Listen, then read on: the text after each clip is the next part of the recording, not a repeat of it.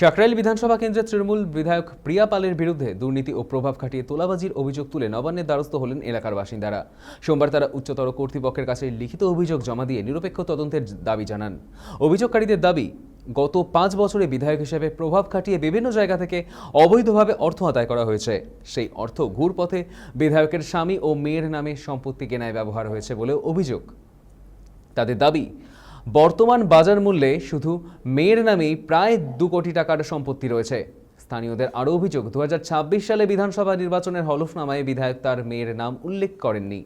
এছাড়া গত 28 জুন একই অভিযোগ সাকরাইল থানায় লিখিতভাবে জানানো হলেও এখনও পর্যন্ত কোনো তদন্ত শুরু হয়নি বলে অভিযোগকারীদের দাবি।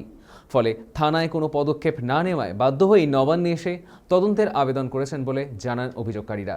যদিও এই বিষয়ে তৃণমূল বিধায়ক প্রিয়া পালের এখনও পর্যন্ত কোনো প্রতিক্রিয়া পাওয়া যায়নি। আমরা সাংরাইল বিধানসভার করোলা অঞ্চল থেকে আসছি।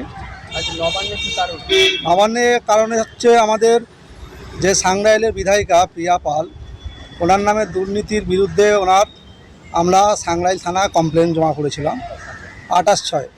তো এখনও পর্যন্ত সেই কমপ্লেনের কোনো তদন্ত হয়নি। সেই জন্য আমরা হায়ার অথরিটির কাছে অভিযোগটা জানাচ্ছি, যাতে ওনার তদন্তটা হয়। অভিযোগের যে আমরা জানিয়েছিলাম তার তদন্ত যাতে হয়। বিভিন্ন জায়গা থেকে তোলা আদায় করে নিজের সেই অর্থ বিভিন্ন ঘুরপথে নিজের মেয়ের নামে, স্বামীর নামে করেছে। এবং সেখানে যখন বিধানসভা দাঁড়ায় 2026-এ, সেখানে যখন হলফনামা জমা দেন, সেই হলফনামায় কিন্তু ওনার মেয়েকে দেখাননি যে ওনার একজন মেয়ে আছে। এবং আমরা দেখেছি যে ওনার মেয়ের নামে বর্তমান ভ্যালুতে প্রায়, প্রশাসনের উপর ভরসাটা বলবো না, ওটা প্রশাসনের উপর নিশ্চয়ই ভরসা আছে আমাদের। কিন্তু যেহেতু সাংরাইল থানায় আমরা জমা দিয়েছি কমপ্লেনের যেহেতু এখনও পর্যন্ত কিছু হয়নি, সেই জন্য আমরা হায়ার অথরিটির কাছে, এরপরেও যদি না হয় তখন আইনি পদ্ধতি যেটা আছে সেটা আমরা এগিয়ে নিয়ে যাব। যেমন আমরা অলরেডি যোগাযোগ করছি আমাদেরই বিজেপি পার্টির সাংসদ, প্রাক্তন বিচারপতি, হাইকোর্টের বিচারপতি অভিজিৎ গাঙ্গুলির সাথে আমরা যোগাযোগ করার চেষ্টা করছি, যাতে আমরা আইনি সহযোগিতার মাধ্যম দিয়ে কিভাবে এই তদন্তটাকে এগিয়ে নিয়ে যেতে পারি।